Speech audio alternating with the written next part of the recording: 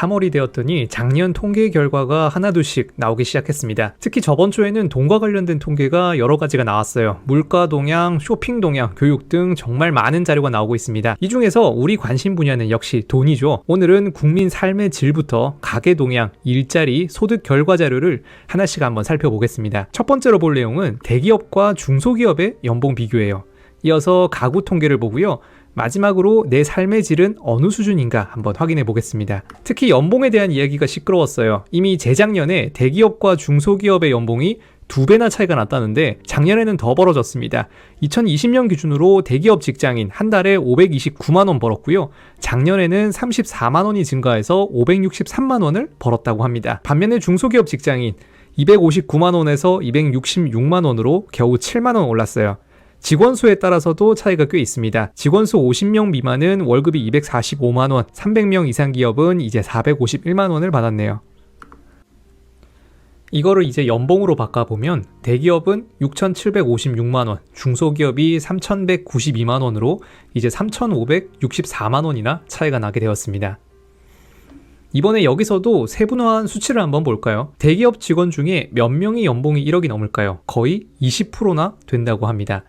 대기업 직원 5명 중에 1명은 이미 연봉이 1억이 넘는 거예요. 반면 중소기업 직장인 2.5%만 연봉이 1억이 넘습니다. 의외로 비영리 기업은 연봉이 1억에서 1억 2천 구간에 2.9%나 몰려있는 게 조금 특이한 것 같아요. 아무래도 비영리 기관은 적당하게 좋은 연봉은 받긴 하는데 대기업만큼 1억 5천 이상 되는 분들 굉장히 극소수이긴 한 것 같습니다. 그렇다면 평균은 얼마일까요? 2021년 기준으로 평균 월급은 333만 원이었다고 합니다. 만약에 내 월급이 딱 이 정도다라고 하면은 연봉으로는 4천만 원이 평균인 거예요. 누군가는 많다고 할 거고요. 누군가는 적다고 생각할 겁니다. 그런데 평균 말고 중위소득을 보면은 느낌이 또 달라져요. 평균보다 훨씬 낮은 250만 원이 중위소득값이라고 합니다. 이게 왜 이렇게 차이가 나는 걸까요? 평균은 말 그대로 전체가 100명이라고 했을 때 나누기 100을 한 숫자예요. 반대로 중위값은 100명 중에서 50등의 값입니다. 결국 많이 받는 사람이 워낙 많이 받고 적은 사람은 너무 적게 받으니까 중위값은 이렇게 차이가 나는 거예요. 빈부격차가 그만큼 커졌다는 뜻이고요. 이런 평균 소득은 2017년부터 지금까지 계속해서 증가하기는 했는데 갈수록 갭 차이는 더 커져가는 것 같습니다. 이번엔 다른 비교를 한번 볼까요? 우선 남녀 성별에 따른 소득입니다. 남자는 평균적으로 389만 원, 여자는 256만 원을 벌고 있다고 합니다. 단순 비율로만 보면은 대기업이나 중소기업보다 여기서 더 큰 차이가 발생해요. 여자보다 남자가 1.5배나 더 많이 벌고 있는 거예요. 세부적으로 보면은 남자의 8.6%가 연봉이 1억 이상, 여자는 2.4%가 1억 이상 받고 있다고 합니다. 물론 단순히 성별로 인해서 연봉이 다른 회사는 없죠. 저는 어떤 직종에서 어떤 일을 하는지에 따라서 연봉 차이가 나는 게 더 크다고 생각해요. 공대생 비율이 남자가 훨씬 많으니까 연봉 차이는 날 수밖에 없는 거죠. 다음은 연령대별 차이입니다. 20대는 240만 원, 30대가 361만 원, 40대는 414만 원으로 가장 많았어요. 50대부터는 줄어서 388만 원, 60세 이상은 225만 원까지 내려갔네요. 개인적으로 19세 이하 임금 근로자는 도대체 뭔지 좀 궁금하긴 합니다. 그런데 여기서 또 재밌는 게 있어요. 분명 평균 월급은 50대보다 40대가 높다고 했는데 연봉이 1억 이상인 사람은 50대가 더 많습니다. 결국 대기업에서 퇴사하지 않고 살아남는 사람들은 아주 높은 연봉을 받고 있다는 거예요. 40대가 9.1%, 50대는 10.4%로 1억 이상을 받고 있다고 합니다. 이걸 보면 아마 50대가 부익부 빈익빈이 가장 크게 벌어지는 시기가 아닐까 해요. 직장에서 버티는 모든 분들 굉장히 존경합니다. 실제로 대기업은 버티는 자가 승리하는 게 맞는 것 같습니다. 대기업은 50대일수록 연봉이 높고요. 중소기업은 40대가 연봉이 가장 많았다고 합니다. 기업 규모와 연령을 조합했을 때 50대 대기업 직장인은 평균 월급이 729만 원, 연봉으로는 8,748만 원으로 가장 높았습니다. 심지어 50대는 대기업과 중소기업의 연봉 차이가 2.5배나 났어요. 반면 60대부터는 급격하게 줄어들긴 했습니다.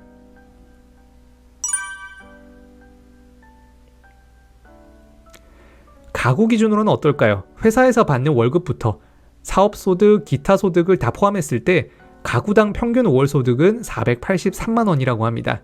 연간 기준으로는 5,796만 원이 평균인 거예요. 반면 지출은 월 평균 362만 원입니다. 대부분 소비 지출로 항목을 보면은 다음과 같습니다. 잠자거나 밥 먹고 커피 마시는데 30만 원 쓰는 거고요. 교통비가 13만 원, 각종 주거 관련 세금이 11만 원 순서입니다. 이걸 보면은 우리 모두 비슷하게 쓰고 있겠구나 싶은 생각은 또 들어요. 그런데 쓰는 것도 다 비슷하지는 또 않습니다. 많이 벌수록 많이 쓸 수 있어요. 소득을 5단계로 나눴을 때 상위 20%는 한 달에 1,042만 원을 벌고 있습니다. 그 다음 상위 20에서 40%가 600만 원이 안 되는 걸 비교하면은 상위 20% 압도적으로 많은 걸 볼 수 있어요. 물론 여기에는 당연히 재벌가 회장님, 재벌 2세, 유명한 연예인이나 유튜버 모두 포함이 됩니다. 그리고 당연히 상위 10%와 20%도 차이가 클 거고요. 1%와 10%는 정말로 엄청난 차이가 날 겁니다. 그리고 평균은 483만 원이라고 했는데 이번에도 중위소득은 310만 원이라고 하네요. 소득을 조금 더 세분화시켜보면 월급이 또 적어지는 걸 볼 수 있습니다. 근로소득은 312만 원, 사업소득이 100만 원 정도 나오네요. 여기서 비경상소득이 9만 5천 원 정도가 나오는데 이거는 경조금이나 보험금 등으로 항상 들어오는 돈은 아니고 아주 가끔씩 들어오는 돈을 말한다고 합니다. 개인적으로 이거 조금 큰 것 같다는 생각이 들더라고요. 연평균 114만 원이니까 경조금이나 보험금으로 이렇게 많이 받아본 적은 오히려 별로 없었던 것 같아요. 지출 금액은 전년 동기 대비 6%나 증가했습니다. 특히 물가가 상승하면서 음식 숙박이 14.6%, 교통이 16.4%, 오락문화는 20%, 교육이 14% 굉장히 크게 증가하고 있습니다. 먹고 사는 게 갈수록 힘들어지는 것 같아요.